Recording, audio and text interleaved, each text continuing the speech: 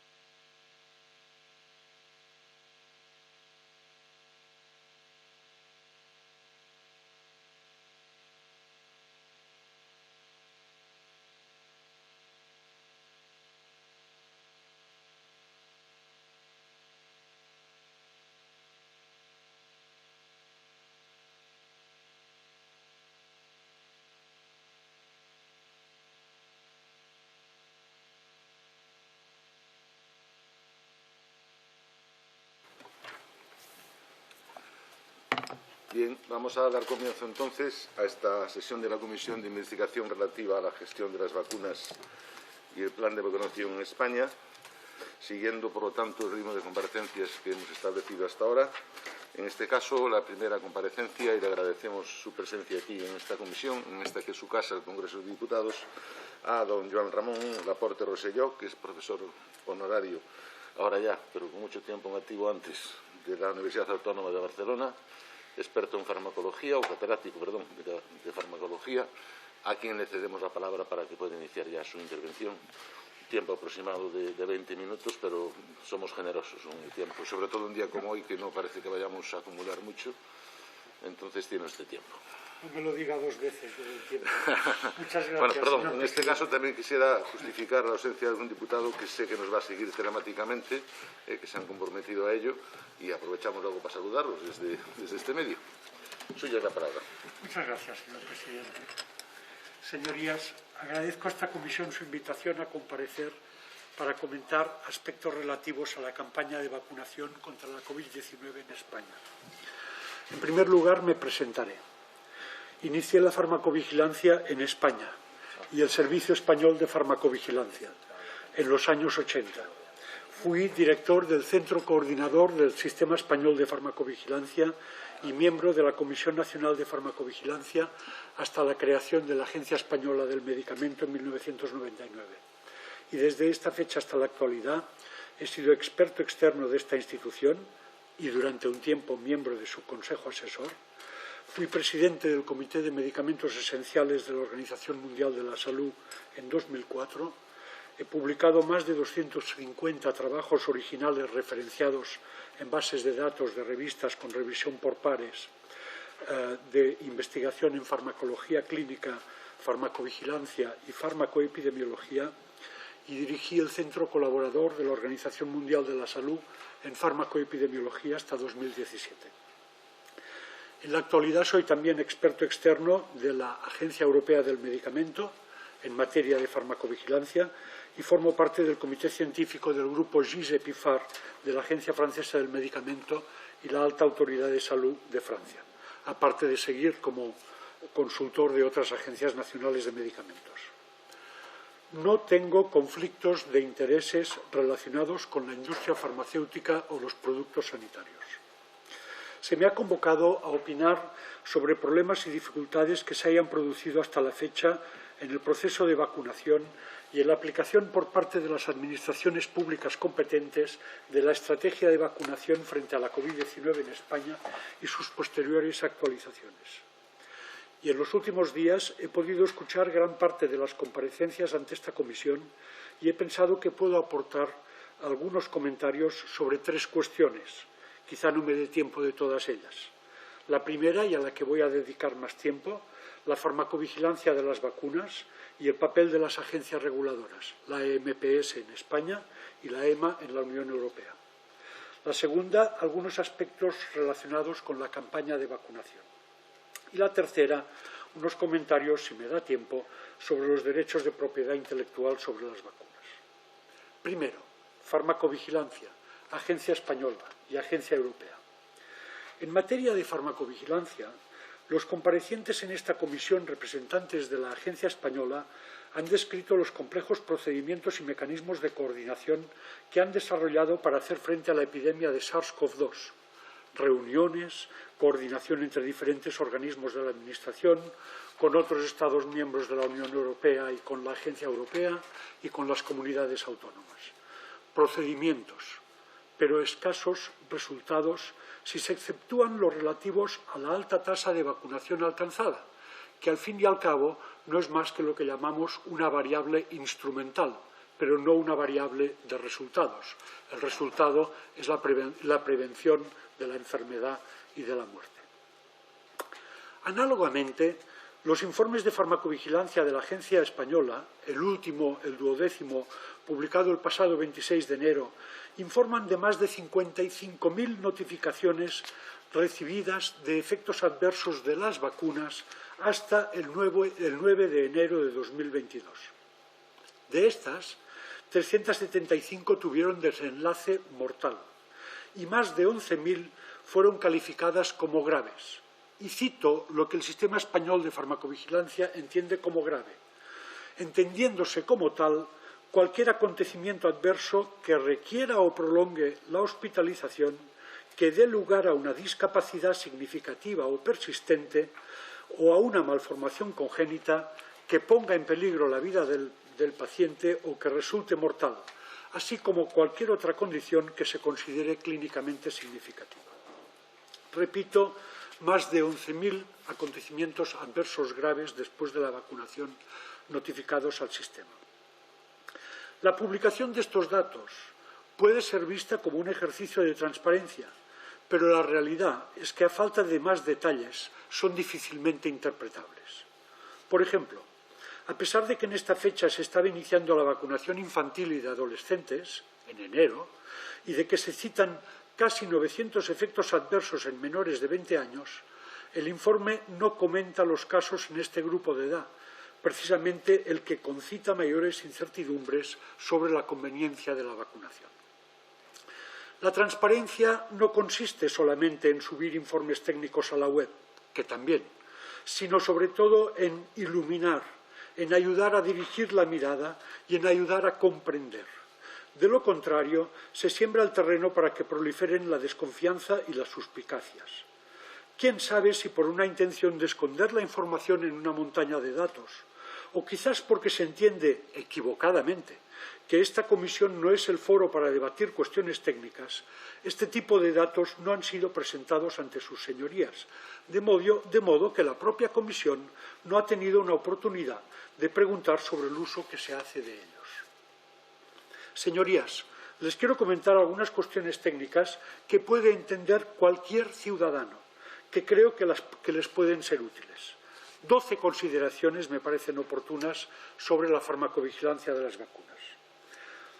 La primera, las primeras vacunas disponibles contra la COVID, como recordarán, en España, y las más utilizadas hasta el día de hoy, han sido Comirnaty de Pfizer, de la que se han administrado más de 54 millones de dosis hasta el pasado 9 de enero, y Spikevax de Moderna, con 14 millones de dosis. Estas dos vacunas se basan en una nueva tecnología. Así como las vacunas tradicionales son gérmenes atenuados o porciones de ellos que estimulan el sistema inmunitario, las vacunas de ARN mensajero introducen un ácido nucleico que da instrucciones a células de la persona vacunada para que fabriquen esta proteína del virus, la llamada spike protein, que a su vez estimulará el sistema inmunitario. Conviene recordar aquí que el diccionario de la Real Academia de la Lengua Española define una vacuna como, cito, preparado de antígenos que administrado a un organismo provoca en él una respuesta de defensa. Según esta definición, las llamadas vacunas de Pfizer y Moderna no son verdaderas vacunas. Son fármacos basados en una tecnología nunca usada en terapéutica hasta ahora y menos en campañas masivas. De ahí que la vacunación masiva supuso un experimento global, y esto me parece esencial para entender lo que quiero decirles a partir de ahora, sin precedentes en la historia de la humanidad. Segunda consideración. Los resultados de los primeros ensayos clínicos sobre las vacunas de Pfizer y Moderna, publicados en diciembre de 2020, mostraron valores de eficacia preventiva de 90% o más. Parecían muy convincentes y el mundo comenzó a respirar, nunca mejor dicho, con la perspectiva de las vacunas y a suspirar también por ellas. Pero debíamos ser conscientes de que entrábamos en un experimento preventivo vacunal global por su extensión y por la nueva tecnología que entrañaba. Tercera idea. Un ensayo clínico de vacunas o de cualquier medicamento da información que es preliminar, que debe ser comprobada en la práctica. Esto es la farmacoepidemiología, comprobar lo que ocurre en la práctica, que no es lo mismo que los ensayos clínicos. Por ejemplo, en el ensayo clínico sobre la vacuna de Pfizer-BNT, con más de 43.000 participantes, solo 5 de estos 43.000 eran mayores de 85 años y solo un 4% mayores de 74 años. Un ensayo clínico hecho en poblaciones que no eran las más vulnerables a la enfermedad. Sin embargo, Como todos sabemos, la vacunación en España comenzó en los mayores de 80 años y la primera persona vacunada que ha sido recordada en esta comisión tenía 96 años cuando recibió la primera dosis. Una persona no representada en los ensayos clínicos sobre las vacunas. Cuarta consideración. Los ensayos clínicos de medicamentos y vacunas son diseñados, realizados e interpretados por la compañía promotora. El control de calidad de los datos recogidos también corre a cuenta del promotor. Y el control de la gestión de datos por las administraciones públicas se basa en inspecciones, que son solamente muy ocasionales. Recientemente el British Medical Journal describió irregularidades en el ensayo de Pfizer conocidas como el Pfizer Gate. El fraude es habitual, a menudo y sobre todo en la catalogación y archivo de los acontecimientos adversos. Les contaré ahora un ejemplo que estoy autorizado a contarles.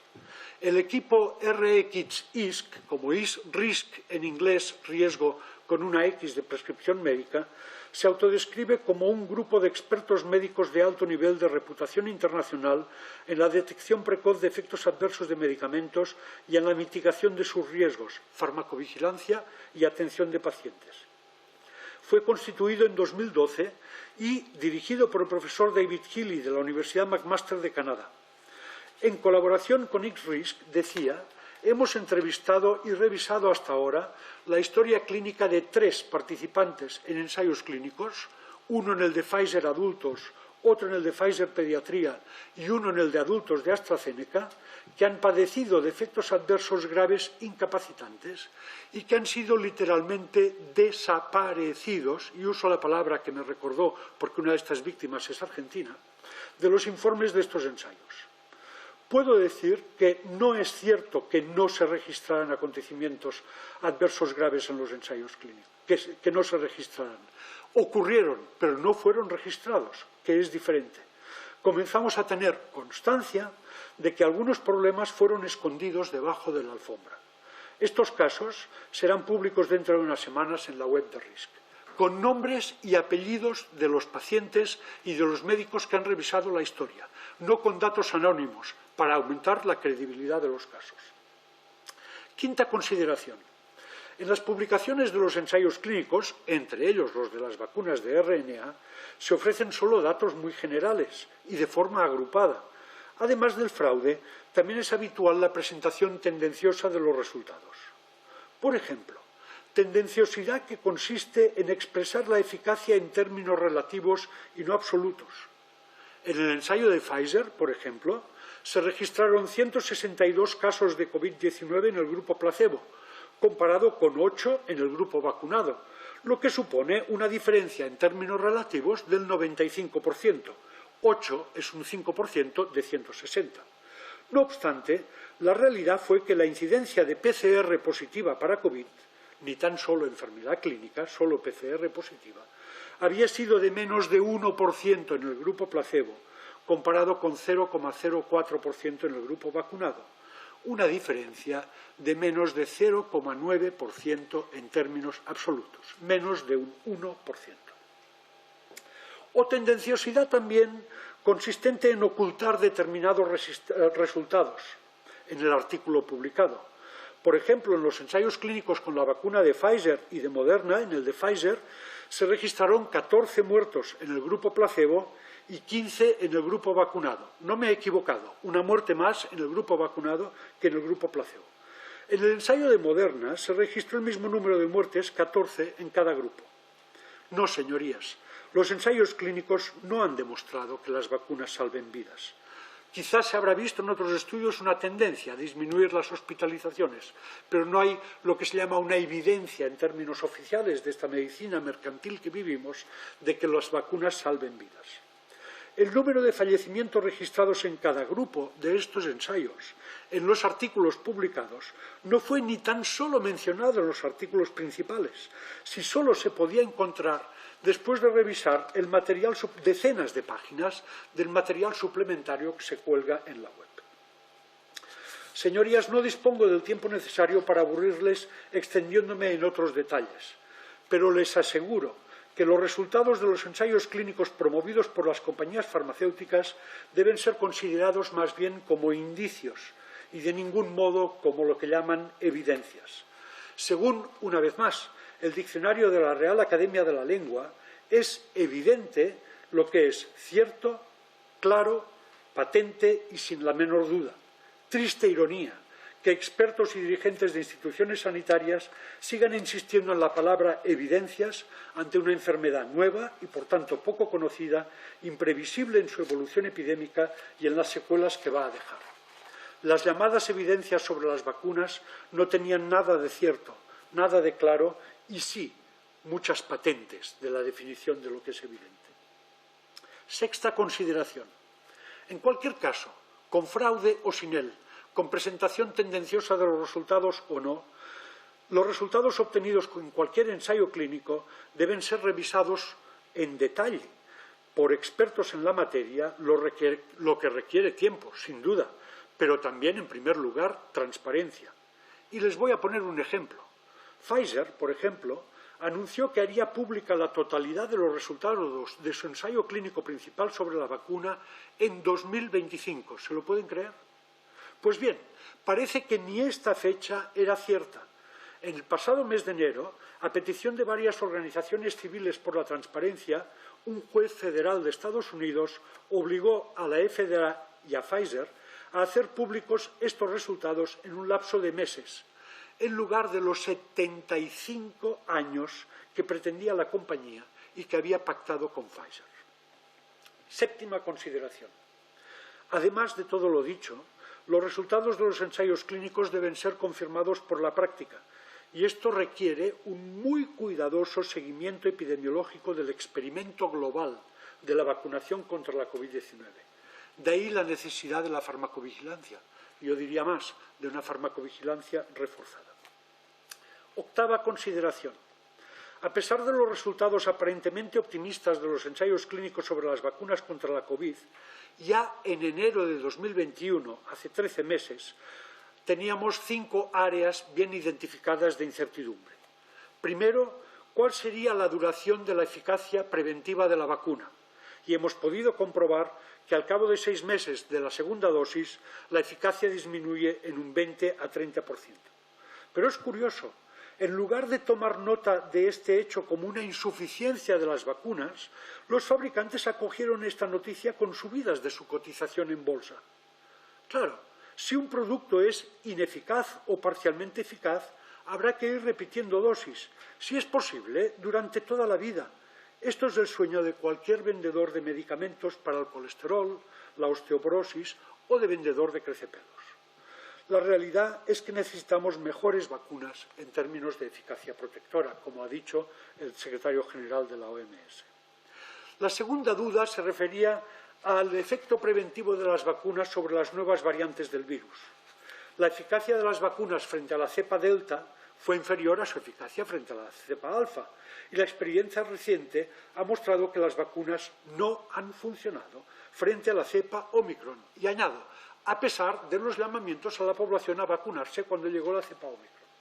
Por ejemplo, los datos oficiales reproducidos por el profesor Luis Carlos Silva, relativos a Cataluña, muestran que entre el 23 de diciembre pasado y el 12 de enero pasado, en plena onda Omicron, se registraron 37.000 diagnósticos de COVID por PCR en personas vacunadas y 30.000, algo menos, en personas no vacunadas. Esto no quiere decir que los vacunados tuvieran más enfermedad por Omicron. Lo que quiere decir, o lo que se puede interpretar sin duda, es que la vacuna no protegía contra la enfermedad producida por la cepa Omicron. La tercera duda o incertidumbre que existía con las vacunas se refería a si evitarían la transmisión o contagio. Y está claro que las vacunas no evitan la transmisión de la enfermedad, aunque algunos comparecientes lo han dicho con la boca pequeña, no la evitan. De modo que el pasaporte o certificado COVID carecía de base científica y además puede haber contribuido a aumentar el número de casos, puesto que daba una falsa sensación de seguridad a quienes lo obtenían. La cuarta duda se refiere a los efectos adversos. Ustedes recordarán que cuando salió la vacuna de AstraZeneca se habló rápidamente de una señal de farmacovigilancia de un riesgo de trombosis graves, sobre todo en mujeres jóvenes. La señal apareció a finales de enero. El Comité de Seguridad de la Agencia Europea, tan halagado en esta comisión, no se reunió hasta principios de marzo y convocó una rueda de prensa el 31 de marzo. Total, para decir que no disponían ni siquiera de cifras de vacunación en los Estados miembros por franjas de edad y sexo. Y, por tanto, no podían calcular la incidencia si las mujeres tenían más riesgo, las jóvenes más que las mayores, etc. Además, la EMA, sabiendo que esto es incorrecto, insistía en la baja incidencia, sin distinguir la incidencia real de los acontecimientos de la realmente notificada. Les pongo un ejemplo. Por ejemplo, en relación con las trombosis, entre el 1 de enero y el 19 de abril de 2021, en Cataluña se notificaron 53 casos de trombosis. Es mucho. Existía mucha publicidad sobre el problema y esto favorece que se notifiquen estos casos. Pero las bases de datos sanitarias de los centros de salud de Cataluña contenían 540 casos, más de 10 veces más, que, naturalmente, en su mayoría no habían sido notificados. O también el problema de la miocarditis y la pericarditis. Se nos dijo primero por la EMA que la incidencia podía ser de un caso por millón, de entre 1 y 10 casos. Después se rebajó la estimación a un caso por 100.000. Después salió un estudio israelí que hablaba de un caso por 10.000 en los adultos jóvenes. Ustedes habrán visto o habrán oído hablar de jugadores de fútbol famosos e incluso de espectadores de espectáculos deportivos que colapsan en mitad del partido. Son personas vacunadas que tienen problemas cardíacos posiblemente atribuibles a la vacunación y de eso no se habla. La última incertidumbre que teníamos cuando aparecieron las vacunas ha sido ampliamente debatida en esta comisión, se refiere al acceso a las vacunas a escala global. Quisiera hacer algunas reflexiones más sobre la farmacovigilancia de las vacunas. Además de lo que les he contado, el seguimiento de la seguridad de las vacunas ha puesto de manifiesto las deficiencias de la farmacovigilancia en la Unión Europea. La Agencia Europea, como les he contado, ha reaccionado tarde y de manera paquidérmica e insuficiente ante las señales de efectos indeseados que han ido surgiendo, y sus vacilaciones no han ayudado a las autoridades de los Estados miembros a orientar la campaña de vacunación según los resultados obtenidos. De hecho, cada país adoptaba una medida diferente en cuanto a su política de vacunación. Han prevalecido los procedimientos y la burocracia por encima de la ciencia, el sentido común y la atención a las incertidumbres inherentes al experimento global emprendido. Décima consideración. No se trata solamente de un incidente o de la ineptitud de algún funcionario. La Agencia Europea de Medicamentos está financiada en más de un 80% con las tasas aportadas por las compañías farmacéuticas. Está concebida legalmente para autorizar la comercialización de medicamentos y vacunas, pero no para interactuar con los sistemas sanitarios de los Estados miembros. Undécima consideración. La pandemia ha hecho evidente que la legislación europea sobre farmacovigilancia, basada en la notificación voluntaria y en planes de gestión de riesgos desarrollados por las propias compañías fabricantes, está más concebida para proteger a estas últimas que para proteger a los ciudadanos. Y última consideración sobre cuestiones de farmacovigilancia, y duodécima. En este contexto, quisiera comentar también el escaso uso que se ha hecho de las bases de datos sanitarias en España para hacer un seguimiento de la vacunación, de sus efectos beneficiosos y de sus posibles efectos indeseados en el contexto de la epidemia. Probablemente no se trata solo de una oportunidad desaprovechada y perdida, sino más bien del reflejo de la falta de voluntad del Sistema Nacional de Salud para ser un verdadero productor de conocimiento y no lo que es actualmente, en mi opinión, un mero receptor pasivo de mensajes de clara intencionalidad comercial, un comprador ignorante de tecnología que a menudo paga humo a precio de oro. La pandemia también ha puesto en evidencia la existencia de un enorme mercado de explotación de bases de datos sanitarias para estudios epidemiológicos, canalizado por la Agencia Europea de manera no democrática, me atrevo a decir incluso colonialista, en connivencia con centros universitarios adictos a la política de la agencia. Se me acaba el tiempo, presidente. Tenía algunos comentarios sobre la campaña de vacunación, si se me permite presentarlos. 5 minutos los presento. Después, una segunda intervención que usted tiene puede acabar su... Muchísimas gracias. Muchas gracias. Quería, en segundo lugar, referirme a algunas cuestiones de la campaña de vacunación y, en particular, a lo ocurrido en las residencias de personas mayores. La epidemia incidió especialmente en las residencias, sobre todo al principio, y la mortalidad fue 57 veces más alta que en la población general.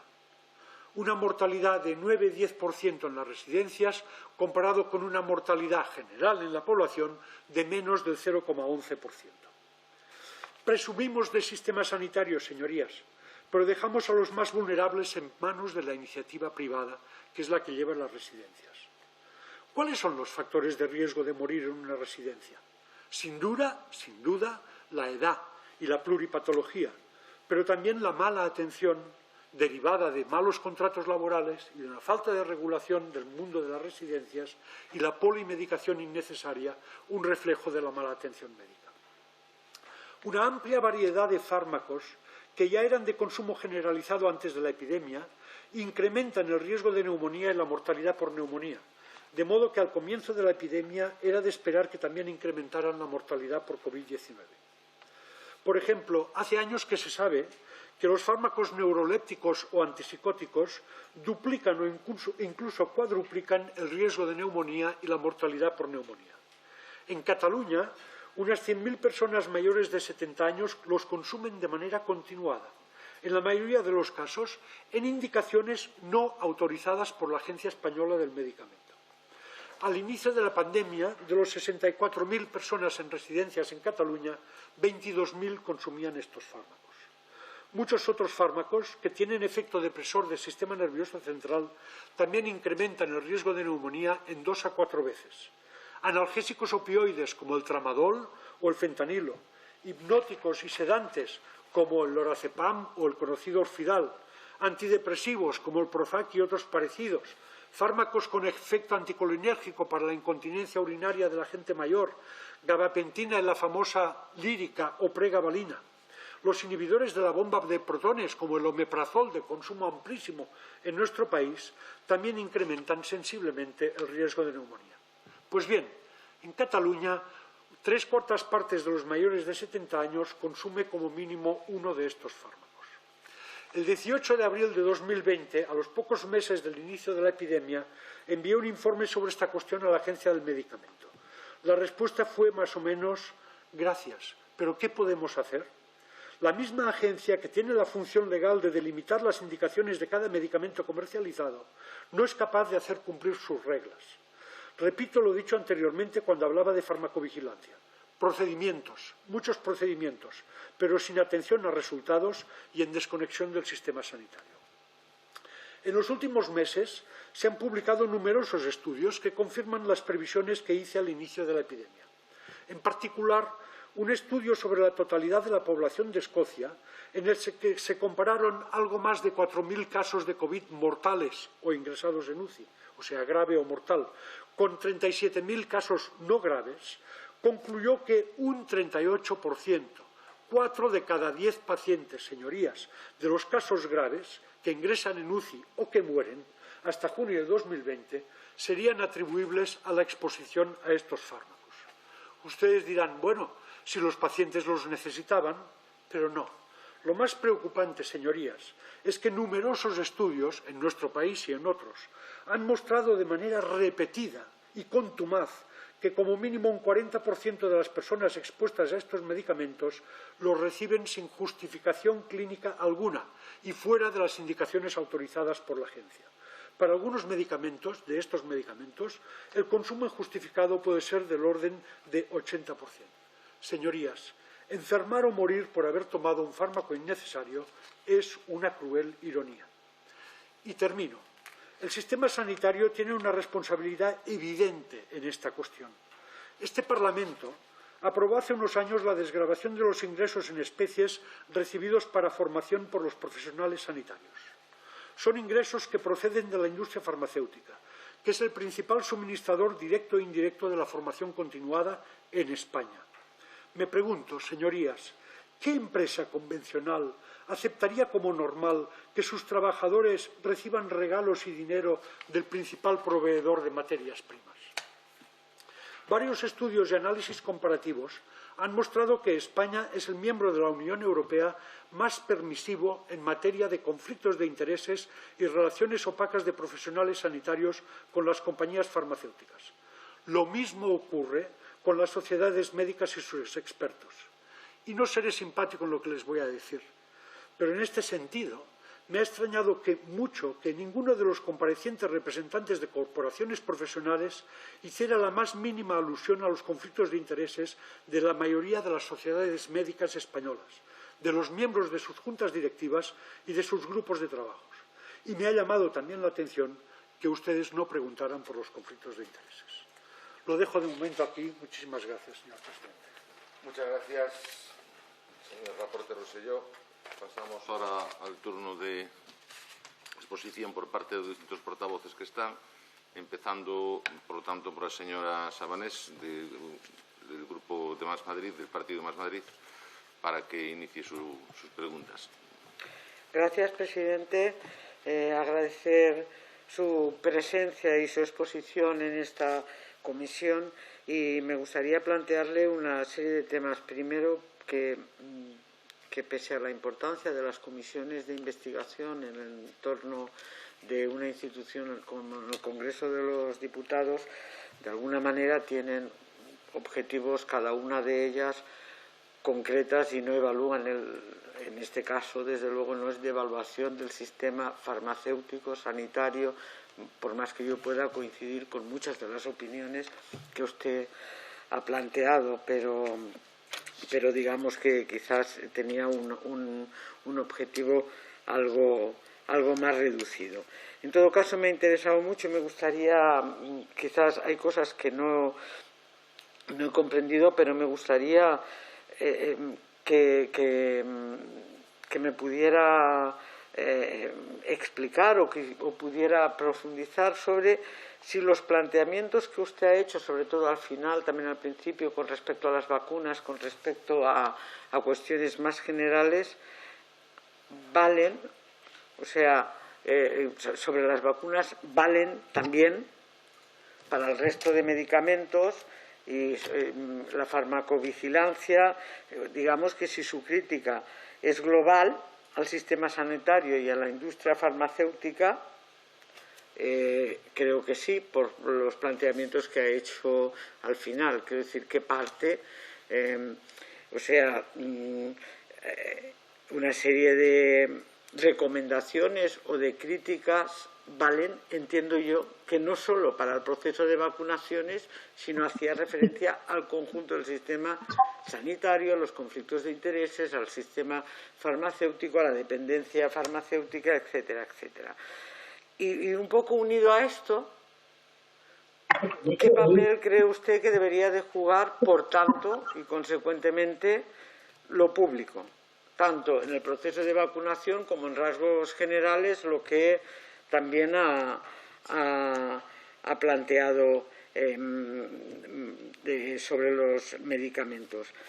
¿Qué papel debería de jugar lo público y qué fortalezas tiene nuestro sistema sanitario y vinculado a la farmacovigilancia, sobre todo, para poder digamos, abordar todos estos temas? ¿Cómo valora los recursos públicos, que es algo que usted ha planteado, los recursos públicos en este momento? Ahora ya sí me centro en el tema del proceso de vacunación. ¿Cómo valora los recursos públicos que se han empleado y su relación con las farmacéuticas, la gran cantidad de recursos públicos que se han destinado a las empresas farmacéuticas para, digamos, la investigación o la puesta en funcionamiento del proceso de vacunación? Y por último, decir si en ese caso, o sea, una vez, según usted lo ha explicado, en ese caso, ¿cuál sería en el futuro, sobre todo, el método de tratamiento de datos y de alternativas que supusieran, en este caso, digamos, una mejor orientación tanto del proceso de vacunación, las vacunas, la producción o la distribución, como también de otros medicamentos o de otros productos farmacéuticos que pudieran estar influyendo e interfiriendo en el tema de los efectos del proceso de vacunación. Y nada más, de nuevo agradecerle su información. Gracias. Muchas gracias, señora Sabanes. Le damos la palabra ahora a Rosa Medel, la portavoz del Grupo Unidas Podemos. Gracias. Señor Laporte, usted ha explicado aquí que la vacunación, esta vacunación masiva, y yo creo que no podía ser de otra manera, no ha sido como un experimento global en el sentido de que los ensayos que se han hecho, los ensayos clínicos, la muestra no corresponde a lo que luego va a ser la población, lo que luego sería la población diana, por lo menos en el principio, y que eso es una cosa importante, ¿no? Quizá porque era inevitable que fuera así, pero el que fuera inevitable que fuera así, que la población diana no corresponda con la población del ensayo clínico, exige precisamente o fuerza precisamente a que la farmacovigilancia sea muy especial, ¿no? Mucho mejor de lo que sería en otra situación. Entonces, la pregunta es, tal como funciona en España la farmacovigilancia en este momento, ¿usted cree que es posible, es efectiva de alguna manera? ¿Es capaz de detectar situaciones adversas o tal como está estructurada, está sometida a sesgos de cualquier tipo? Esa sería la primera pregunta. Y la siguiente cuestión, que claro, me parece fundamental, ¿no? Y es que, según el ensayo clínico, no había evidencia de que las vacunas salvasen vidas, ¿no? Pero, por lo que, bueno, creo que lo he entendido así, ese es el resultado del ensayo. Pero luego, la práctica es que las vacunas sí que han salvado vidas.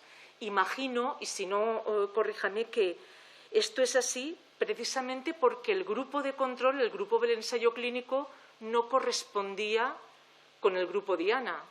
Quiero decir que si en el ensayo clínico no era significativo que la vacuna salvase vidas, sí que parece que ha salvado vidas de ancianos. Esa es la cuestión. Realmente, luego en la práctica, sí que ha habido, o por lo menos parece evidente, ¿no?, que ha sido efectiva, se han salvado vidas, pese a que el ensayo no dijera eso. Esa es la pregunta. Gracias. Muchas gracias, señora Medel. Tiene la palabra por el Grupo Socialista la señora Ana Prieto. Gracias, presidente. A ver, yo quisiera partir un poco de qué es la definición de un medicamento. Y realmente un medicamento es cualquier sustancia o combinación de sustancias que pueden prevenir, diagnosticar, curar, controlar enfermedades, suplir componentes, aliviar los síntomas y, por ejemplo, las vacunas. Desde el Grupo Parlamentario Socialista queremos resaltar la importancia que la estrategia española de vacunación ha tenido contra la COVID en todo el proceso de vacunación, incluso garantizando el derecho de la población a la vacuna en este momento y en los próximos años. Y además es un derecho que está siendo garantizado con equidad. Y aquí quiero destacar la importancia que el liderazgo del Gobierno de España, que el Ministerio de Sanidad y que la Agencia Española del Medicamento, pues, en estrecha colaboración con las comunidades autónomas, están teniendo en el desarrollo del proceso de vacunación, porque la estrategia de vacunación parte de la ponencia de vacunas. En la ponencia de vacunas, pues no voy a relatar aquí el conjunto de expertos que están representados y que entre todos pues toman una decisión adecuada precisamente para establecer la estrategia que luego se aprueba en la Comisión de Salud Pública, pasa a ser también refrendada en el Consejo Interterritorial del Sistema Nacional de Salud. A ver, la apuesta por la vacunación es una decisión que se ha demostrado acertada en la lucha contra la pandemia en nuestro país y va restableciendo poco a poco, y lo estamos viendo, pues el normal funcionamiento de nuestra sociedad y de la actividad económica. La vacunación salva vidas porque ayuda a prevenir la enfermedad, reduce la gravedad y la letalidad y además disminuye el impacto de la pandemia sobre el sistema asistencial y sobre la economía, protegiendo además especialmente a aquellos grupos con mayor vulnerabilidad. Y lo reflejan los datos. La tasa semanal de hospitalizados, de fallecidos, de ocupación UCI, pues es mayor entre las personas no vacunadas que entre las personas vacunadas en todos los grupos etarios. Por eso es importante continuar inmunizando a la población e incorporando, como se están incorporando, todos estos grupos de vacunación. Y quiero repetir, el principal objetivo de la estrategia de vacunación es proteger a las personas más vulnerables frente al virus. Y además resulta de un modelo de cogobernanza entre el Ministerio de Sanidad, el Gobierno de España y las comunidades autónomas. Y todo esto gracias a la estrategia española de vacunación. Y es verdad que sabemos que las vacunas salvan vidas. Sabemos que las vacunas son seguras, son eficaces y son la garantía de no volver atrás. Quisiera hacerle alguna cuestión, como por ejemplo de qué opina usted de qué puede mejorarse en los procedimientos de autorización de la EMA. Y, a ver, con los datos en nuestro país se ve con claridad la diferencia entre la gravedad de la enfermedad entre vacunados y no vacunados. Con cual, no sé si cree usted que las vacunas realmente no están siendo eficaces en reducir el impacto de esta enfermedad en la población española. Repito, nos hemos enfrentado a una pandemia, como usted sabe, como nunca en 100 años.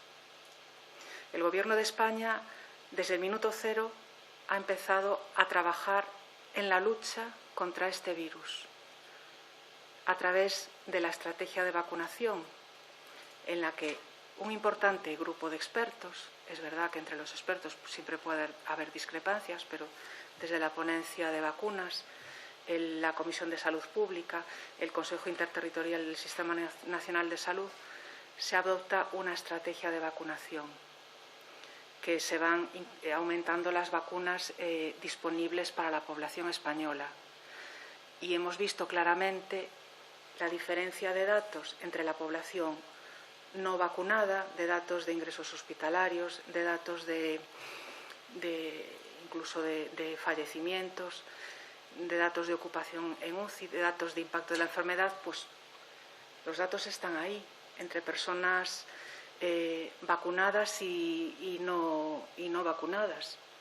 Y es que el fin de la vacunación no es otro que defender a las personas frente al virus.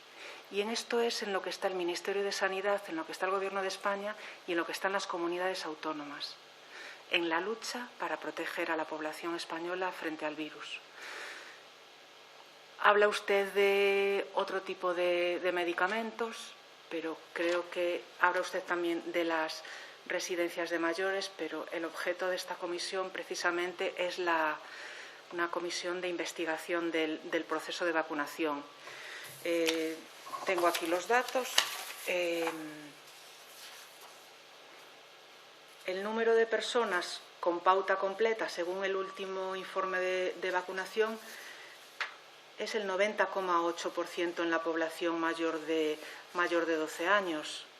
Se han administrado el 95% de las dosis entregadas. y la cobertura de la población vacunada mayor de 12 años por comunidades autónomas y la menor entre 5 y 11 cada vez es mayor. La dosis de refuerzo es cada vez mayor y vemos los datos de impactos de ingresos hospitalarios, de ingresos en UCI, de fallecimientos. Entonces, pues nos surge la pregunta de que con estos datos, pues la diferencia se ve claramente la diferencia entre la gravedad de la enfermedad entre vacunados y no vacunados. Y bueno, de todas las notas que tomé, no sé si se me queda algo en el tintero, pero creo que lo más importante está dicho, y desde luego que es un trabajo conjunto de todo el país, del Gobierno, de las comunidades autónomas, de todos los responsables sanitarios del Gobierno, de las comunidades autónomas, del Ministerio de Sanidad, y desde luego que está claro que las vacunas salvan vidas. Muchísimas gracias. Gracias, señora Prieto. Tiene ahora la palabra para su segunda intervención de cierre, en este caso, el señor Laporte Rosselló. Muchas gracias, señor presidente. En primer lugar, una consideración general. No soy un antivacunas ni un antivacunas COVID. Simplemente pretendo poner de manifiesto que estamos ante un experimento que atañe potencialmente a la totalidad de la ciudadanía, no solo en España, sino en todo el mundo, y que este experimento se realiza con unos productos que son tecnologías nuevas que implican la administración de ácidos nucleicos y que no son, según la definición del diccionario de la Real Academia, propiamente vacunas, son fármacos, porque la definición lo deja muy claro. Empezaré por la señora Ana Prieto, que ha repetido 4 veces que las vacunas salvan vidas, o 5, no sé. Yo he dicho que los ensayos clínicos, que son considerados la principal fuente de pruebas sobre la eficacia de los tratamientos o las vacunas médicas, no muestran que las vacunas reduzcan la mortalidad. Y se lo repito, en el ensayo de Moderna hubo 14 muertos en el grupo placebo y 14 en el grupo vacuna. Y en el ensayo de Pfizer hubo un muerto más en el grupo vacuna, 16 y 15 en el grupo placebo. Esto no demuestra que las vacunas reduzcan la mortalidad. Otra cosa es que con el avance de la epidemia en España se ha visto que las personas vacunadas tienen menos enfermedad grave. Y eso a mí me parece claro. Y no pongo en duda la necesidad, como dice la Organización Mundial de la Salud, de poner por lo menos una dosis a todos los seres humanos que hay en el planeta. Y, si puede ser, 2.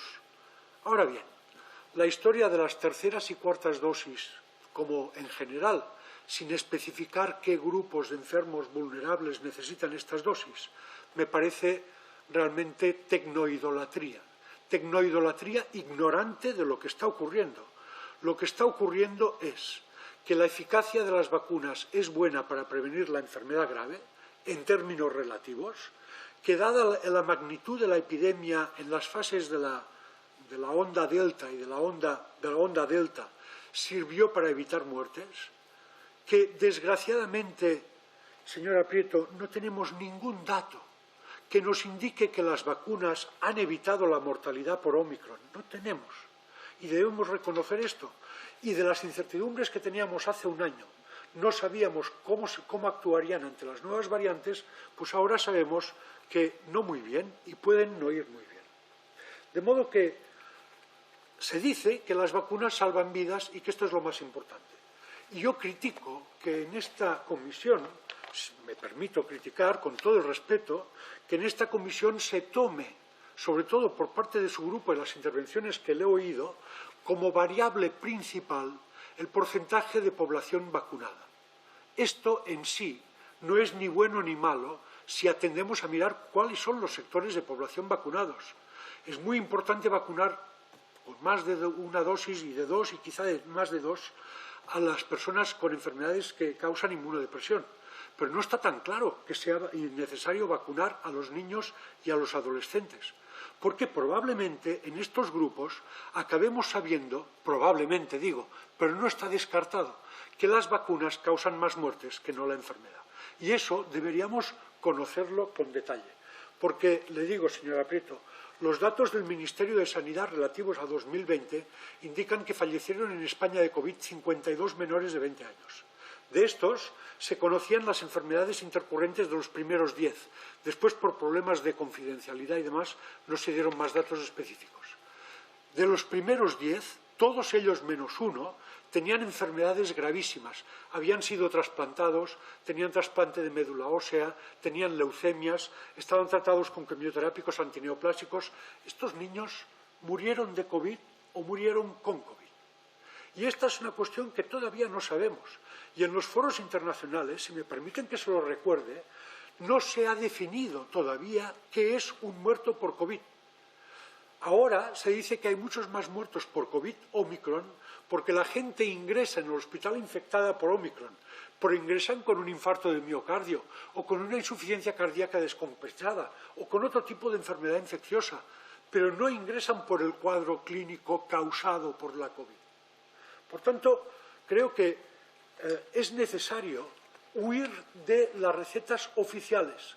Las vacunas salvan vidas, la tasa de vacunación tiene que ser elevada, tenemos que vacunar a los niños. Yo creo que, sobre todo, tenemos que mirar y tenemos que ir mirando críticamente, porque lo primero es no hacer daño. Respondiendo a otras preguntas para ser breve. A la señora Sabanés, ha hecho varias preguntas. Quería decirle que estoy básicamente de acuerdo con lo que dijo aquí don Fernando Lamata sobre las cuestiones de propiedad intelectual y, por tanto, para no repetir, no voy a entrar en esta cuestión. Sobre el futuro papel de la pública se habla de que, no solo se habla, sino que hay iniciativas de que tras la pandemia por COVID hay propuestas de gobiernos y próximas a gobiernos o próximas a partidos gobernantes para hacer informes técnicos de todo tipo para que el sector público, y concretamente los estados, los gobiernos, se impliquen en la promoción de investigación sobre los medicamentos a los que no atiende la industria farmacéutica. Porque la industria no quiere eximir de las patentes porque dicen que esto cortaría los beneficios, lo cual es una falsedad que ahora no tengo tiempo de explicar, pero si quieren se la cuento con mayor detalle. Pero, de hecho, los avances que hace la industria son en medicamentos que básicamente no necesitamos. De todos los medicamentos aprobados en los últimos 20 años en Estados Unidos y en la Unión Europea, se calcula que menos de un 2% eran verdaderas innovaciones terapéuticas.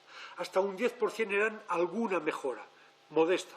Pero el otro 90% no son nada. Son basura que solo añade confusión y precios más altos, porque al ser nuevos medicamentos son protegidos por patente y hay una persona que tiene el monopolio, una empresa, que tiene el monopolio de su venta y distribución. Y sobre la cuestión de las diferencias entre ensayos clínicos y práctica habitual que me preguntaba la diputada Rosa Medel. Me decía, ¿pero las vacunas salvan vidas o no salvan vidas? Los ensayos clínicos dicen que no. Los datos epidemiológicos indican que nos salvan de muchas hospitalizaciones, de que esto es dinero y gestión para el sistema de salud, pero nos salvan de mucho sufrimiento humano, y esto hay que reconocerlo, pero, perdone, no nos salvan de la transmisión, no evitan la transmisión. Estar vacunado o no estar vacunado no debería contar para tener un supuesto certificado COVID. Y quiero dejar esto bien claro, porque otros comparecientes lo han dicho, pero con la boca pequeña, más bien lo han reconocido a preguntas de sus señorías. De momento me parece que nada más. Si tienen alguna pregunta, estoy a su disposición para darles detalles sobre lo que les he dicho aquí y también para darles una versión escrita de mi intervención. Muchas gracias. Bien, pues la versión escrita, si nos la deja, nosotros se la hacemos llegar a todos los grupos, nos la puede remitir por correo electrónico, si ya la tienen en papel se la hacemos ahora mismo, y con esto queda cerrada esta intervención, esta comparecencia.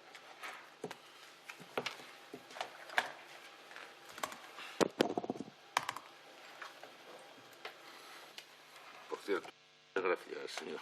Porque lo sé yo, casi me olvidaba De nada, muchas gracias. de decir lo más elemental en cuanto a urbanismo y educación.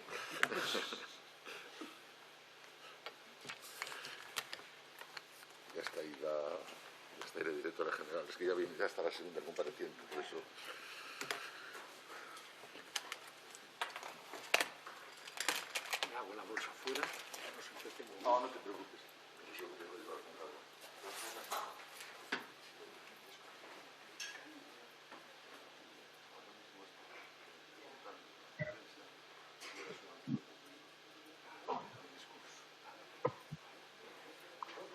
Papá.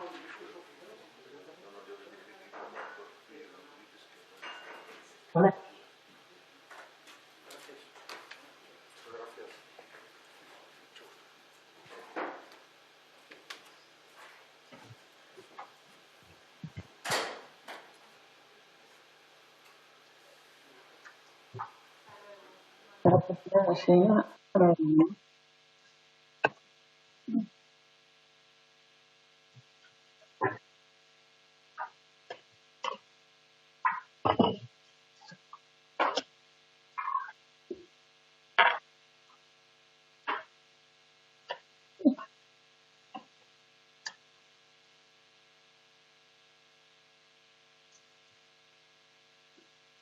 En la introducción dice que el número de casos de hospitalizaciones y fallecimientos con y gravedad, así no te pueden acusar de... Pero es verdad, es que yo creo que también existe en el dedo.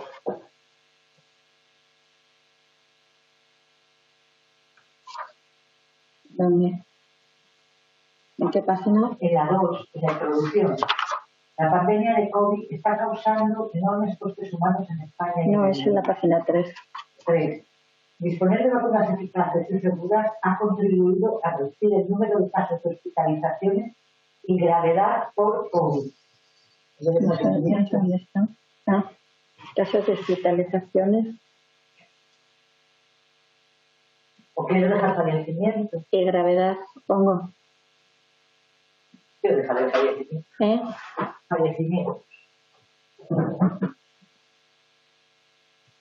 Sí, porque yo le puedo decir que la mortalidad en las residencias ha disminuido desde que están vacunas, ¿no?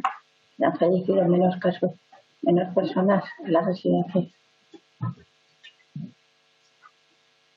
Voy a decir que nosotros, que los fallecidos en las residencias...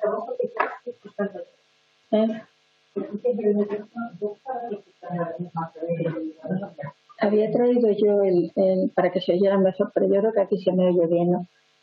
Había traído... Ah, bueno, pero no sirve de nada porque son los audios, no le...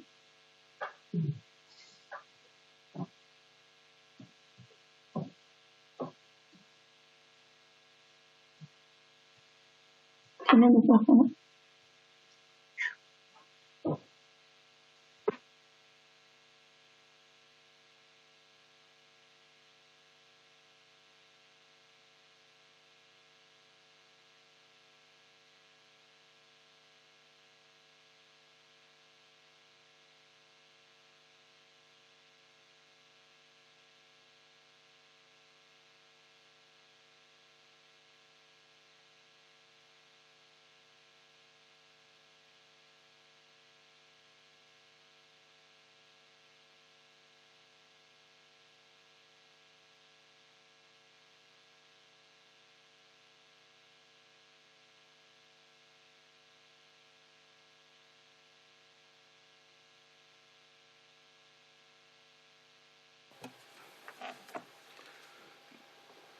Bien, pasamos a la segunda comparecencia. Yo no sé si la señora Pilar Guijarro, a quien agradecemos su presencia en esta comisión, a pesar de que sea así a distancia y telemática, nos está escuchando. Señora Guijarro, ¿nos escucha usted bien? Perfectamente. Perfectamente, pues bien, muchas gracias. La señora Guijarro, como saben sus señorías, es la directora general de Salud Pública del Servicio Extremeño de Salud de la Junta de Extremadura. Y aquí, en primer lugar, le agradecemos otra vez de nuevo su presencia en esta comisión, en esta que es su casa, como no podía ser de otra manera, el Congreso de los Diputados, y por lo tanto le cedemos ya la palabra para que pueda comenzar su intervención. Gracias, señor presidente. Señorías, abordo esta comparecencia prevista para hoy sobre el proceso de vacunación y la aplicación por parte de las administraciones públicas competentes de la estrategia de vacunación frente a la COVID-19 en España y sus posteriores actualizaciones. Agradezco su celebración y la participación del Gobierno extremeño a través de la Dirección General de Salud Pública, porque creo que es importante difundir nuestras experiencias dando a conocer todo el proceso de vacunación y todas las cuestiones o las dudas que hubiera podido haber sobre la estrategia de vacunación frente al COVID. Antes de entrar en detalles, permítanme tener unas palabras de recuerdo para todas las personas que han fallecido a causa de la COVID-19 y hacer una mención especial a nuestra querida compañera Isabel Bueno Fatela, que estuvo en la primera línea de la planificación y puesta en marcha de la vacunación en Extremadura y se dejó la vida en ello. También quiero trasladar un mensaje de ánimo a todas las personas afectadas por la enfermedad en estos momentos y a quienes están recuperando de sus efectos. Y aprovecho la ocasión para agradecer a todos y a todas las profesionales de la salud y de los centros sociosanitarios, a los voluntarios, personas a veces invisibles, sea cual sea su responsabilidad, y a los ayuntamientos y a los centros educativos que tanto han colaborado para hacerlo posible. La pandemia de COVID está causando enormes costes humanos en España y en el mundo, y disponer de vacunas eficaces y seguras ha contribuido a reducir el número de casos de hospitalizaciones y de casos graves por COVID. Por este motivo, el 17 de junio del 2020, la Comisión Europea presentó una estrategia para acelerar el desarrollo de fabricación y el despliegue de vacunas. España se sumó a esta estrategia europea que buscaba garantizar a los ciudadanos de la Unión un acceso equitativo en igualdad de condiciones, asegurando que el proceso de compra y distribución se llevara a cabo de manera transparente, equitativa y con unos estándares de seguridad y eficacia de la vacuna iguales para todos los Estados miembros. La Ley General de Salud Pública del 4 de octubre del 2011, en el capítulo 3, artículo 19, en referencia a la prevención de los problemas de salud, dice que las administraciones públicas en el ámbito de sus respectivas competencias impulsarán otras acciones de prevención primaria como la vacunación. Y el Consejo Interterritorial del Sistema Nacional de Salud acordará un calendario común de vacunaciones a lo largo de toda la vida en España. La elaboración de la estrategia de vacunación COVID-19 en España es, por tanto, una estrategia en gobernanza coordinada, por ser un mandato del Pleno del Consejo Interterritorial, órgano colegiado de sanidad en el que participan los consejeros y consejeras de sanidad de las comunidades autónomas y el ministro o ministra de Sanidad. Por ello, como ya se ha dicho en esta comisión, el 9 de septiembre del 2020, el Pleno del Consejo Interterritorial de Salud aprobó una declaración de actuaciones coordinadas en materia de salud pública en la que se acordaron 6 medidas para llevar a cabo la estrategia, por lo que pasaré a enumerar y dar cuenta del trabajo realizado en aras de cumplir el acuerdo de coordinación entre el Ministerio y nuestra comunidad autónoma. En este sentido, se establece primero la coordinación de las estrategias de vacunación.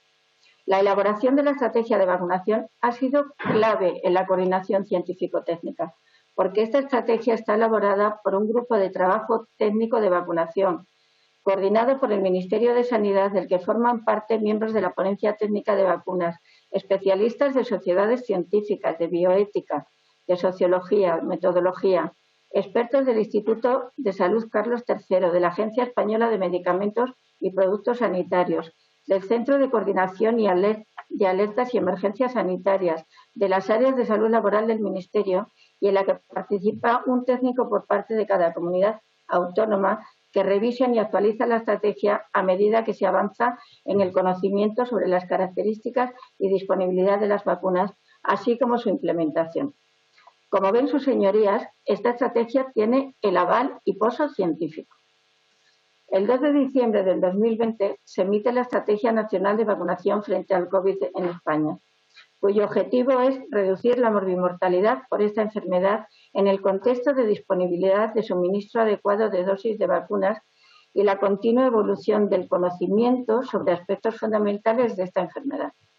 Desde la primera estrategia, el día 2 del 12 del 2020, se anunció que sería un documento vivo, que se iría actualizando según las evidencias científicas disponibles en cada momento, y se empieza a marcar la priorización poblacional de la primera etapa de vacunación, que las actuaciones posteriores de la misma se fue concretando más exhaustivamente. A fecha de 27 de diciembre del 2021, el Consejo Interterritorial ha emitido 10 actualizaciones y una última declaración el 25 de enero del 2022. En estas estrategias se desgranan las principales cuestiones que tienen que ver con los programas de vacunación que se desplieguen a nivel nacional y, por supuesto, en cada una de las comunidades autónomas. Se tienen en cuenta desde los tipos de vacunas que van a estar disponibles, la logística y distribución de dichas vacunas, las evaluaciones de seguridad, los sistemas de información y de registro y la priorización de los grupos a vacunar con vistas a llevar adelante el programa de vacunación de una manera ordenada.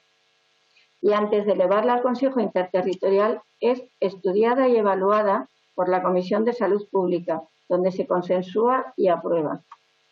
En Extremadura, como en el resto de las comunidades autónomas, hemos elaborado protocolos propios siempre alineados con esta estrategia.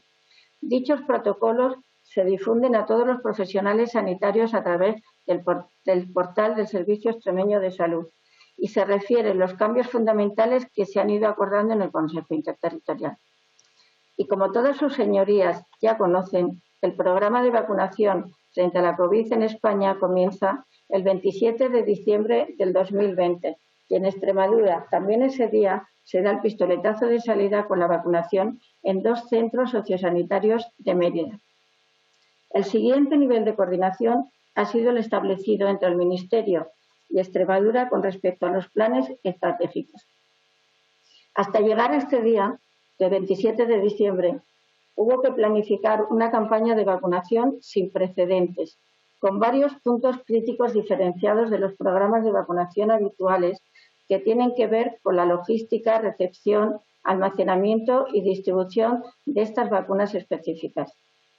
Con las condiciones de frío extraordinarias en el transporte y el almacenamiento de algunas vacunas, con su presentación en viales multidosis que requieren planificar la citación para evitar pérdidas de dosis, con la posible coincidencia de uso de diferentes vacunas con diferentes formatos e instrucciones específicas en el manejo, con las diferentes pautas vacunales y que para completar la vacunación pueden requerir 1 o 2 dosis, con la necesidad de mantener la distancia física y las medidas preventivas durante el proceso de vacunación, con la administración de estas vacunas fuera del lugar habitual de vacunación y con un registro específico de administración para cada vacuna COVID. Para todo ello, se crea el Grupo de Coordinación de los Planes Operativos, GIC-COVID. En Extremadura, estos planes se han coordinado con el Ministerio a través del Coordinador Autonómico de Vacunas, que en nuestro caso es el gerente del Servicio Extremeño de Salud, por ser este el órgano de gestión en el que están incluidas la salud pública, la asistencia sanitaria, los sistemas de información, los recursos humanos y la planificación económica. En reuniones periódicas, semanales casi siempre, preparando que se tienen con los responsables del Ministerio de Sanidad, en el que se han ido preparando, planificando y haciendo seguimiento de los aspectos fundamentales relacionados con la logística de recepción, de almacenamiento, de distribución, de administración de sistemas de registro de información. En Extremadura, a la vez, tenemos establecidas reuniones diarias de seguimiento de los planes operativos, tanto con cada una de las direcciones generales del Servicio Extremeño de Salud como con cada uno de los responsables de las áreas de salud. Los puntos claves en los planes operativos han sido en la recepción y el almacenamiento de vacunas. En un primer momento, que el objetivo era iniciar la vacunación en los grupos más vulnerables y con mayor riesgo de exposición y transmisión, se establecieron 2 puntos de recepción de vacunas en los hospitales universitarios de Cáceres y Badajoz para recepcionar las vacunas de los laboratorios Pfizer, vacunas que tienen que custodiarse a -80 grados. Posteriormente se incrementó con un tercer punto en el Hospital de Mérida para recepcionar las vacunas de los laboratorios AstraZeneca, Moderna y Janssen. En este punto se custodian las vacunas a -20 o entre 2 y 8 grados. A estos puntos de recepción o almacenamiento se les ha dotado de ultracongeladores, de cámaras frigoríficas, están equipados con sistemas de alarma y registro de temperatura para garantizar el almacenamiento y la conservación de las vacunas durante el periodo establecido por el fabricante. Están custodiados por el servicio propio de vigilancia de cada centro y se han reforzado los sistemas de vigilancia indirecta. Dada la gran extensión y dispersión geográfica de Extremadura, se han establecido además 8 puntos intermedios un punto por cada área sanitaria, cada uno con su protocolo para el acceso, recepción, custodia y hasta su administración. Las cámaras frigoríficas también están equipadas con sistemas de alarma y registro de temperatura entre 2 y 8 grados. Y las vacunas se separan por fabricante, no mezclándose entre ellas. En la distribución de vacunas, el Ministerio adquiere y distribuye las vacunas a cada comunidad autónoma, en nuestro caso a los 3 puntos centrales de distribución. Y la comunidad autónoma gestiona el traslado dentro de la propia comunidad tanto a los puntos intermedios de distribución como a los puntos finales de vacunación. Este traslado en la propia comunidad autónoma se ha realizado a través de las redes de distribución de medicamentos de los colegios de farmacia, utilizando sus rutas y sus operadores en transporte de medicamentos, ajustándose a la distribución y a la frecuencia que establece el Ministerio, generalmente semanal, entre el punto de recepción de almacenaje y los 8 puntos intermedios de distribución. Para la citación de la vacunación, ¿cómo hemos seleccionado a las personas que se tenían que vacunar? Para la selección de los grupos de población pertenecientes al Servicio Extremeño de Salud, se han extraído los listados de los sistemas de información del Servicio Extremeño, de forma centralizada y posteriormente de manera común a las 8 áreas. Por cada usuario se ha hecho el llamamiento activo, la citación en agenda, la administración de vacunas, el registro en el sistema informático JARA y el reagendamiento para la segunda dosis de las vacunas. La mayor dificultad ha sido seleccionar a las personas con otros aseguramientos, mutualidades, trabajadores desplazados. Para ello se ha establecido un procedimiento de citación en cada área de salud. Se ha solicitado a las mutualidades que envíen los listados de cada grupo correspondiente para su precarga en nuestra base de datos cívicas. Y a partir de ahí, el modelo de captación y citación de estas poblaciones ha sido la misma que para los asegurados del Sistema Nacional. El modelo de captación y de citación ha contemplado diferentes modelos concomitantes, que incluye, por un lado, la citación individual y, por otro lado, también se ha realizado llamamiento abierto, controlado, sin cita prefijada, mediante diferentes políticas de comunicación a la población. En cuanto al modelo para dar citas, se ha creado una herramienta de agenda masiva de primera dosis que facilita trasladar el listado del grupo de población correspondiente a la agenda de vacunación. El personal administrativo, con un perfil de citación centralizada y con autoridad de planificación en todo tipo de agenda de vacunación COVID. Asimismo, también se facilita con esta herramienta la citación masiva por grupo de población o tipo de vacuna. Tras la administración de la primera dosis, todo usuario sale con cita para la segunda dosis. Y una vez conocido el número de segundas dosis a distribuir y el número de dosis que la comunidad autónoma va a recibir durante esa semana, se procede a calcular el número de primeras dosis que se pueden distribuir durante esa semana. En la administración de vacunas, al principio, la campaña de vacunación para vacunar a los residentes de los centros sociosanitarios, los grandes dependientes, el personal sanitario y sociosanitario de primera línea, se establecieron 341 puntos de vacunación en centros sociosanitarios y sanitarios de las diferentes áreas sanitarias. Este plan operativo se va ajustando a distintas actualizaciones de la estrategia en la que pasa a los siguientes grupos a vacunar. Grupos esenciales, primero, grupos por edad, de forma descendiente posteriormente. Para ello se planifican los puntos de vacunación masiva y los centros de salud. En los puntos de vacunación masiva se han situado en localidades con grandes poblaciones y con más de un centro de salud. Son puntos externos a los sanitarios, acondicionados para que cumplan su cometido sanitario. Según las necesidades, han existido o existen hasta 11 puntos centralizados de vacunación. Los centros de salud de las zonas de salud y, en la última etapa, los colegios para la vacunación infantil. En recursos humanos se crearon equipos de vacunación COVID. Cada equipo está formado por 3 enfermeras del área sanitaria, por el responsable de enfermería de la zona básica de salud en la que se realiza la vacunación. Y además podrá participar un equipo auxiliar como una opción, como una cosa optativa.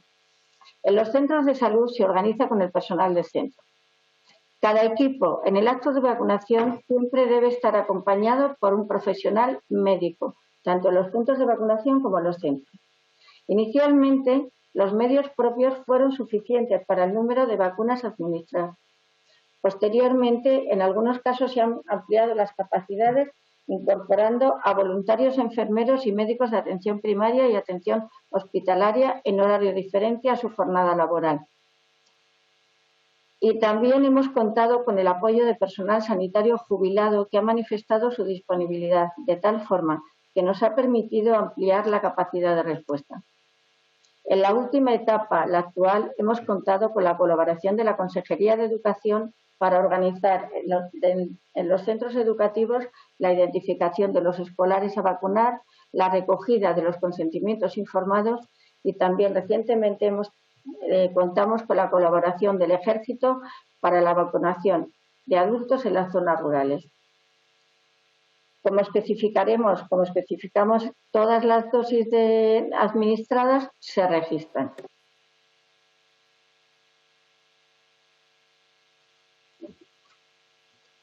Las dosis se registran. En el siguiente nivel de coordinación, por tanto, se establece la coordinación de los sistemas de información Ministerio-Comunidad Autónoma. La vacunación frente al COVID en Extremadura queda registrada en distintos sistemas de información. En la historia clínica del paciente. En nuestro caso, registro JARA de personas vacunadas. Además de quedar registrada en la historia del paciente, la comunidad autónoma la advierte sobre el sistema propio del que sacamos información propia, previsión de dosis, efectividad, y asimismo esta información se traslada al RICVACU, Sistema Común de Registro de Vacunación, que se ha desarrollado por el Ministerio en colaboración con las comunidades autónomas. Para todos los actos de vacunación frente al COVID realizados por los equipos de vacunación pueden confluir en este registro que seguramente sus señorías ya conocen. Este registro supone, además, el impulso al desarrollo de mejores sistemas de información de vacunación en nuestro país. Esta vacunación, el objetivo del registro de esta vacunación es tener constancia de las dosis, de los tipos de vacuna frente al COVID que se van administrando, en qué grupos de población. Además, se utiliza para calcular las coberturas de vacunación que se van realizando. En este registro se incluye a toda la población diana de vacunación que se va priorizando en función de la disponibilidad y los tipos de vacunas. Se recogen variables de identificación de la persona vacunada, de la localización de la vacuna, los datos de vacuna administrada, el motivo o indicación de vacunación. Y tiene establecido el procedimiento de pseudonimización y cumple con la normativa vigente de protección de datos. Semanalmente desde Extremadura se envía al Ministerio los lotes distribuidos desde el punto de almacenamiento central a cada uno de los 8 puntos intermedios de distribución, así como el número de dosis cada lote de vacunas distribuido mediante el aplicativo ERRUN, un aplicativo que se sube a una plataforma informática del Ministerio y así se controlan dosis, lotes, en definitiva, la trazabilidad de la vacuna. La recogida de las sospechas de acontecimientos y reacciones adversas, ya lo ha dicho el ponente anterior, la farmacovigilancia es el registro de la notificación espontánea de las sospechas de acontecimientos o reacciones adversas identificadas por parte de profesionales sanitarios y ciudadanos para identificar de forma precoz posibles riesgos asociados al uso de vacunas. Esta labor de farmacovigilancia en España la realiza la Agencia Española del Medicamento y Productos Sanitarios de manera coordinada con las comunidades autónomas, el resto de las agencias de medicamentos nacionales y la Agencia Europea del Medicamento. Extremadura también hemos potenciado de forma activa estos sistemas para vigilar cualquier reacción adversa que pueda producirse, compartir y analizar la información y para tomar las medidas que fueran necesarias para mantener favorable la relación entre los beneficios y los riesgos. La recogida de incidencia de los procesos. La comunidad autónoma tiene activo para todos los centros sanitarios de todas las áreas de salud el SINAP, que es el sistema de notificación y registro de incidentes y eventos desarrollado por el Ministerio de Sanidad como parte de la Estrategia de Seguridad de Pacientes del Sistema Nacional de Salud. Cada área dispone de un núcleo de seguridad donde se analizan los eventos adversos notificados y se elaboran propuestas de mejoras para prevenir daños innecesarios. Incluido en el mismo proceso, se ha diseñado una campaña institucional en medios regionales y redes sociales también en consonancia con el Ministerio, con la comunicación elaborada con 3 ideas fuertes: seguridad, oportunidad y necesidad social de la participación en la campaña, porque de nada hubiera servido tanto esfuerzo si la población no hubiera respondido tan masiva y positivamente. También se han programado diversas actividades formativas dirigidas a los profesionales y priorizando estas por los equipos de vacunación creados, cursos acreditados, y en las cuales se difunden a los distintos profesionales las estrategias de vacunación. Y para facilitar la libre circulación segura durante la pandemia COVID, el Parlamento Europeo y el Consejo adoptaron el 14 de junio del 2021 el Reglamento sobre certificado COVID digital de la Unión Europea. Este certificado digital sigue facilitando la seguridad de los viajes de los ciudadanos por toda la Unión durante estos tiempos de pandemia. El Servicio Extremeño de Salud está dispuesto para emitir el certificado COVID digital con la nueva codificación, la dosis de recuerdo. La solicitud y emisión de los certificados se hacen a través del Centro de Salud Online, centros de salud y servicios de atención al usuario. Para terminar, todos estos procesos novedosos que probamos y comprobamos de forma empírica, que se pusieron en marcha como ha sido habitual en esta pandemia, con diligencia y responsabilidad, porque siempre hemos sido conscientes del sufrimiento que supone el riesgo de contagio para las personas, y que en estos 14 meses nos han supuesto un reto continuo y sin precedentes en intervenciones vacunales. Y como he comentado desde el principio, no solo a nivel regional, sino nacional e incluso mundial. Es una estrategia coordinada y participada que tiene en cuenta el marco común europeo y que nació con la firme convicción de lograr los mejores resultados de aceptabilidad y coberturas. Para llegar a buen fin, tiene que ser un proceso de gobernanza y coordinación de la estrategia tanto a nivel estatal como a nivel autonómico, en cada uno de los niveles. Ha sido la clave que ha garantizado hasta el día 3 de febrero, en Extremadura hayamos recibido 2.328.245 dosis, todas ellas distribuidas en las diferentes áreas de salud. Hayamos alcanzado una cobertura de vacunación con pauta completa de un 87% y un 52,5% de cobertura con dosis de recuerdo, cifras parecidas al resto de las comunidades autónomas. Es importante que dentro de los respectivos ámbitos competenciales todos trabajemos coordinadamente y en positivo. Esta es necesariamente una política de Estado. Todo lo que se refiere a la vacunación en la medida que sirve para disminuir la morbimortalidad es una política de salud pública de Estado. Cerrar con éxito el programa de vacunación contribuirá a ver la luz al final del túnel. Este es nuestro horizonte de esperanza. Muchas gracias. Muchas gracias a usted, señora Guijarro. Pasamos ahora al turno de palabras de los portavoces. Tiene la palabra en primer lugar la señora Inés Abanés. Gracias, presidente. Muchísimas gracias por su participación y por su intervención. Y me gustaría, si pudiera, ampliar algunas informaciones relacionadas con lo que usted nos ha planteado. En primer lugar, me gustaría saber, sobre todo en el principio del proceso de vacunación, pero también en las sucesivas fases, cuáles han podido ser los principales problemas de coordinación con el resto de comunidades autónomas y sobre todo en relación a la coordinación entre comunidades y con el Gobierno de España.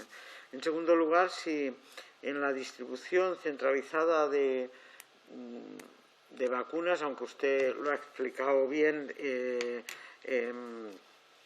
también cuáles son los posibles problemas que se hayan podido producir. Me ha parecido entender que, bueno, solo es una curiosidad, si el programa de citas que planteaba que desde la primera cita, ya desde la primera vacunación había un programa coordinado de citas, si es relacionado con el programa de citas habitual en la sanidad, en el sistema sanitario, o fue algo, un programa específico informático para solo el tema de los procesos de vacunación.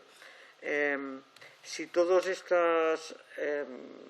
la actividad que ha planteado, que tanto con medios propios como con la concurrencia de otro personal sanitario, voluntario o no, que hubo la necesidad de ampliar, cómo ha afectado al normal funcionamiento del sistema sanitario, sobre todo de la atención primaria o del retraso en las citaciones, etcétera, etcétera.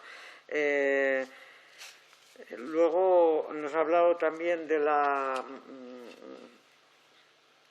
coordinación con el Gobierno de España para la trazabilidad de todo el tema de todo el proceso de las vacunas, ver si realmente han surgido problemas o ha sido un sistema que se ha ido implementando de forma, pues que ha resultado relativamente, dentro de la complejidad, relativamente sencillo. Nada más que, y sobre todo sí, se lo he dicho, pero la convivencia o la afectación de tener que resolver una pandemia y un proceso de vacunación y un proceso complejo de las características que hemos vivido, junto con la atención sanitaria habitual o hospitalaria o de especialistas, etcétera, etcétera, cuáles han sido o son los principales problemas. Gracias. Muchas gracias, señora Sabanés. Tiene ahora la palabra la señora Rosa Medel. Buenas tardes, señora Guijarro. Una única pregunta. ¿Cómo han gestionado en Extremadura los test de antígenos vendidos en las oficinas de farmacia? Quiero decir, si se han tenido que validar estos test en los centros de salud, cómo los que daban positivo, cómo se facilitaba el acceso al centro de salud o si se ha gestionado de otra manera. Gracias. Muchas gracias. Ahora permítame, señor Guijarro, que me dé la palabra a mí mismo, pero como presidente tengo que cambiar la ubicación y ahora mismo se lo...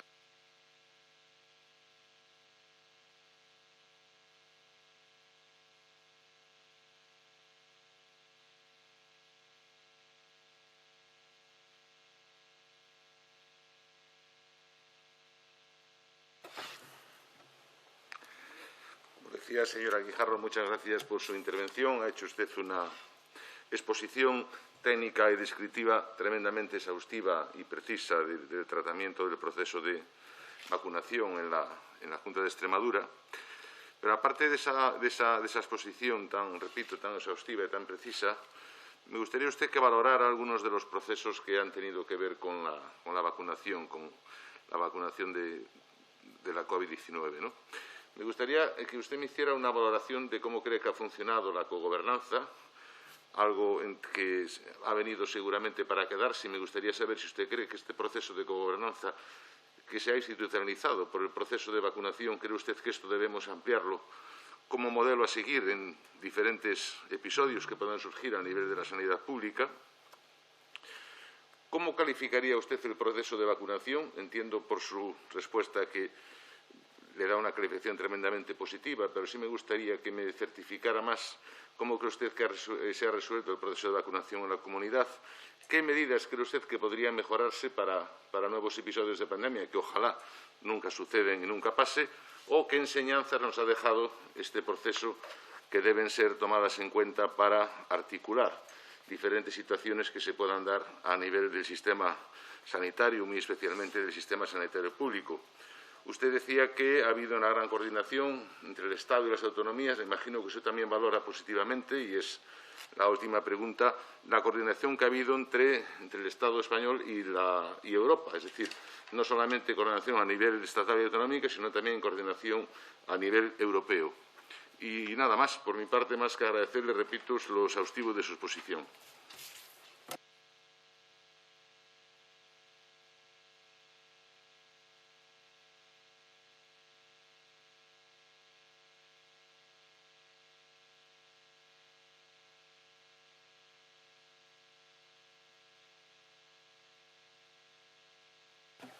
Y vuelvo ya como presidente y le cedo a usted la palabra para que conteste a las preguntas que le han formulado los distintos portavoces. Señora Guijarro, muchas gracias. Muchas gracias. Bueno, voy a intentar contestar a las preguntas de manera breve y a ver si puedo ser clara, ¿no? La distribución de la vacuna centralizada, no hemos tenido realmente problemas importantes. Lo normal es que el grupo coordinador que hemos dicho de planes operativos, el REPACU, todos los que se veían semanalmente y que además de eso hemos tenido fluida comunicación a través de correos electrónicos. En principio, los problemas que ha podido haber de distribución era por la escasez de dosis. A veces no teníamos las suficientes dosis y sí teníamos preparado el sistema para vacunar. Y solamente en algunos casos, de verdad que ha sido de forma puntual, pues nos decían que llegaban en un día y a lo mejor luego nos volvían a avisar de que se tenían que retrasar por la falta de disponibilidad. Pero no ha sido un problema importante en esta comunidad autónoma. Respecto a las altas, sobre las citas de la vacunación, una cosa importante y una cosa con mucho valor en Extremadura ha sido todo el sistema de información creado en general para el sistema, la historia clínica, JARA y todos los registros específicos. Pero eran citas específicas que se han creado y se ha estado trabajando desde el sistema de información para que las vacunas funcionaran funcionaran bien a lo largo de cada día. Y cada día se hacían los listados y las citas semanales. Esto se ha hecho todo a nivel centralizado y luego se coordinaba con las áreas. Cuando he explicado el sistema de información, he dicho que se había establecido. Primero se creaba la población diana. Esta población diana entraba en nuestro sistema sanitario. Luego se hacían las citas según la población diana y además salían con la segunda cita. En esto también se tenía en cuenta, porque se cruzaban, los datos se van cruzando con los de laboratorio, por ser lab, si la persona era positiva para tener una cita, o sea, para tener solamente una vacuna o para recibir las segundas dosis. Y ha sido un proceso específico creado para este sistema de información. Respecto al personal voluntario, o sea, al retraso de actividad en la asistencia sanitaria, como en la pandemia COVID, no ha podido haber retrasos en el sistema por lo que ha sido la pandemia COVID. Sabemos que ha sido lo que más el principal motivo de consulta que han tenido los centros de salud y en la primera época también los hospitales. En la primera época los hospitales y ahora también los centros de salud. Pero realmente el proceso de vacunación en las grandes ciudades, como he dicho, lo hemos hecho en centros diferentes a atención primaria y se han creado los equipos de vacunación que eran recursos adicionales a la atención primaria. en la que solamente el responsable de enfermería de cada centro de salud estaba pendiente de los pacientes que se vacunaban de su propia zona de salud. Por lo tanto, no ha sido la vacunación la que ha podido retrasar ninguna prueba, ni ninguna consulta, ni ninguna actividad. Cierto es que la pandemia en este país, como en el resto de países, pues ha sido el primer motivo de consulta. Respecto a... Me preguntaban también sobre el tema de los test de antígenos. Bueno, los test de antígenos no son motivo de esta comparecencia, pero le explico cómo lo hemos hecho en Extremadura. En Extremadura, además, los test de antígenos que se vendían en las farmacias, que los hacían en las casas, no los podíamos validar como casos positivos, sino como casos sospechosos. Pero sí se han puesto centros donde se hacían pruebas gratuitas de test de antígenos validados, y a todas las personas que iban al sistema sanitario se les enviaba, se les decía, se les citaba, bien por la tarde o bien en horario de sábado, incluso por la mañana, a esos centros que se tenían habilitados para que se fueran. O bien voluntariamente las personas cuando les había dado positivo, o bien enviados por sus médicos, enfermeras o profesionales sanitarios, que en esta pandemia también han trabajado farmacéuticos, veterinarios y luego respecto al sistema de información que hemos tenido.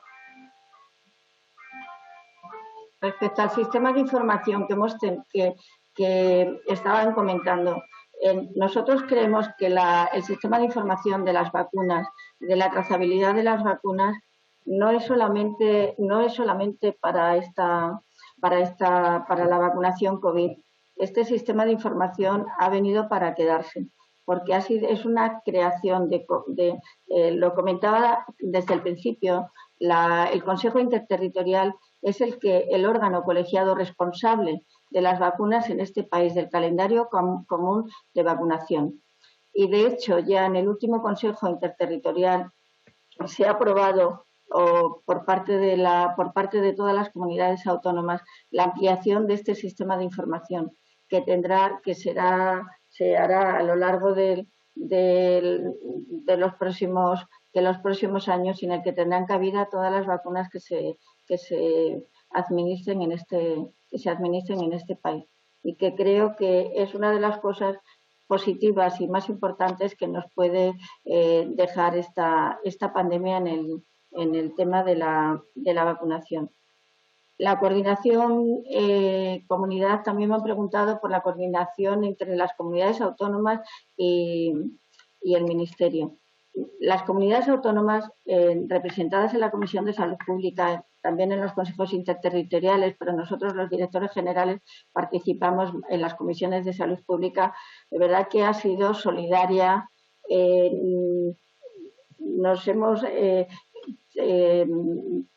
Hemos compartido la información, hemos compartido las buenas prácticas, hemos compartido también a veces las inquietudes que teníamos cada uno, y tenemos nuestros sistemas de comunicación formales y los sistemas de comunicación informales, en los que cuando uno tiene una duda o alguno tiene un problema, le cuenta lo ponemos en común para ver cómo hay alguien que tenga una respuesta, y la respuesta mejor pues es la que cada comunidad lleva. Hemos compartido protocolos, actividades, y yo creo que, y luego dentro de la Comisión de Salud Pública hay un ambiente siempre de intentar llegar a un consenso lo más amplio posible. Respecto a la coordinación con Europa, pues creo que ya sale de mis competencias, y lo único que puedo decir es que los sistemas de información, que es lo que nosotros tenemos y compartimos, pues están siempre actualizados y al día, y me imagino que habrán sido correctos o mejorables, porque no los conozco. Y creo que con esto he dado, no sé si me he quedado alguna de las cuestiones que me habéis preguntado, porque las he ido anotando poco a poco, pero creo que daría con esto respuesta a lo que ha sido la comparecencia. Pues, señora Guijarro, muchas gracias. Le agradecemos en lo que vale su intervención en esta comisión. Sabe que aquí tiene su casa y esperemos que por futuras pandemias no tengamos que llamarla más, que es lo que queremos todos, que no volvamos a tener episodios de este tipo, y le deseo toda suerte de parabienes en su gestión y en la de la Junta de Extremadura. Muchísimas gracias.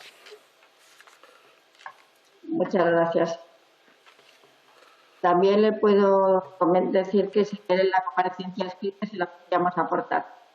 Muchas gracias, muy amable.